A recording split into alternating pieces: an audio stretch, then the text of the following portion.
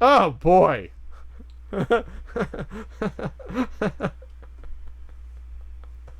This is good stuff. I don't even know why I'm letting Pat start this, but I don't know why. This is like an early... Well, I feel like it's like I'm cheating on you. I'm handing you a gift. So, in latest news that Zack Snyder maybe wasn't the best choice to run the DCEU. Whoa, wait a second. What? Whoa, hold on. News to me. Okay, continue. Oh, sorry. I should have like... Could you please... I mean, just drop a couple more bombs for me if you could. So, it turns out that Warner Brothers have hired a couple of souls, John Berg and Geoff Johns, to basically run DC films.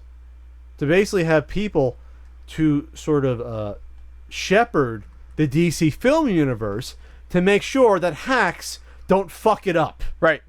Geoff Johns is huge in DC. I mean, this is a guy who is... They're calling in big guns. They are not taking risks anymore here. They are calling in someone who is going to absolutely make sure that this does not go to hell from here on out. So this is where we're at, boys and girls. Batman v Superman, besides being critically fucking panned by everyone and making Ben Affleck sad on the internet, underperformed. I am so sad about Ben Affleck being sad. I don't know why. He cheated on Jennifer Garner. But anyway... He's an awful individual, but I feel sorry for him professionally. The picture, I think. The picture that goes around. Professionally, I like him. Personally, I think he's a jerk. Anyway, not that I personally know him, but anyway. So, it has even reached $900 million, which, by the way, Civil War passed in, like, I don't know, 2.5 weeks. 2 weeks, they passed $900 million and over $1 billion already. Like, but, we're just fanboys. We're just fanboys, and they paid off all the critics. It has absolutely nothing to do with the fact that it might be a better fucking movie. Yes. Or that they didn't rush headlong second movie into a fucking team-up movie without establishing their new Batman. So, these guys are going to be running it the same way Marvel has Kevin Feige running the Marvel side for Marvel Studios. Having someone to just say, okay, we have a vision, we have a long-term plan. Most importantly, we have comic books that we have to be faithful to not piss off the fans of these properties that have been around for 75 fucking years. Or almost 80 years. We have to be careful about this stuff. Yeah. The point is, Warner Brothers, it's good news that they came to this decision, but it's bad that it had to be due to a monetary loss and humiliation for it to happen. They should have been smart enough to do this beforehand and not trust it to fucking Zack Snyder. At the hands of a man who wants to see one of their most iconic characters get raped in the ass in prison. Because that's edgy and that's what makes comics cool to him. Sex and violence, yes. Can we fucking banish him to a realm where, I have a feeling that after Justice League Part 1, I think he's going to be fucking done. He probably, I doubt he won't even do Justice League Part 2. No.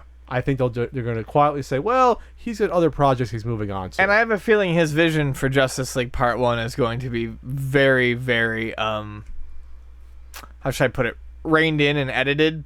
Well, yeah, because Affleck's the executive producer now. Right. So he's going to be probably shadow directing the fucking movie. Yeah. Whether or not Zack Snyder's just going to live with it. Or else he'll be thrown off the fucking movie. Snyder's going to do the sets. Ben Affleck's going to be the one who actually does the directing because he can direct. And helps the story be actual quality. Yeah. Yes, absolutely. Where's the quote by Geoff Johns that basically throws Zack Snyder under the bus without throwing him under the bus? Because it's brilliant. He basically did as much as you can without saying this guy's a fucking idiot. He met with a handful of journalists. And when asked about why this shakeup occurred, he said, you can connect the dots. Yep. And a common refrain from Geoff Johns, was that they aim to bring more, in quotes, hope and optimism to the DCEU. Which is necessary. Because there is fucking none in the Zack Snyder universe. No. Especially for a character like Superman, who is hope. That's the whole point of Superman, is He's hope. Hope personified. Yes. In hero form. And, people will talk about how, the Marvel movies are too happy. Yeah, Civil War wasn't particularly happy, but you need levity. We've talked about this before. You need levity in your movies somewhere. And, I think it's very easy for someone like Geoff Johns to look at this and go, this is not what the DC universe represents. No. And Superman, I haven't seen Batman v Superman. Sorry, internet. And I won't But it either. sounds like Superman doesn't want to save people until he's fucking forced to. Right. Like he's all like, did I really save people? When did Superman become such a pussy that he has to find a reason to save people? Right. That's not the point of the character. Here's Geoff Johns' quote about this.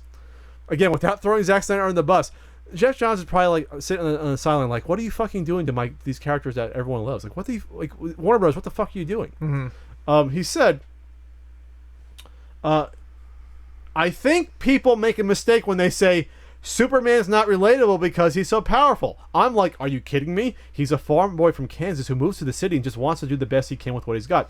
That's the most relatable character in the world." So that's kind of taking shots at Zack Snyder. 'Cause that's not how Zack Snyder has presented him. And Batman v Superman, he's not. Maybe a little bit in Man of Steel, but definitely not in Batman v Superman, from what everyone says. No, and from what I've heard, basically the goal was to further remove him from the Clark Kent character, period. Unbelievable. He's already fucking shot Jimmy Olsen in the head. Spoilers, Zack Snyder. Yeah. So, I mean, isn't that just a metaphor for what he's doing to Superman in general? Yes. We'll take the bright-eyed, bushy-tailed Jimmy Olsen and just fucking shoot him in the head at the beginning of our movie? Just absolute abject disrespect from Zack Snyder. He's like their version of Captain America in terms of like humanity and being hopeful and being idealistic. And Marvel's done it right, and that's why the Marvel movies have made $1 jillion. Right. Because they haven't had Captain America brooding and killing people and being, do I got to save people's lives again? Nah. So please let this be a turning point for the DC universe, because I'm fucking tired of restating this, but I like DC Comics and I like a lot of their heroes. I want to see a good Batman movie. I want to see a good Superman movie, and I would love to see some good Justice League movies. But you're 2 movies down that are already shit. But with Justice League on the way, they're doing the reshoots for Suicide Squad, and they'll probably end up doing reshoots for Wonder Woman, because that looks fucking dark and gritty too. Let's just do some reshoots. You have to have that fucking blue-green aesthetic on the film.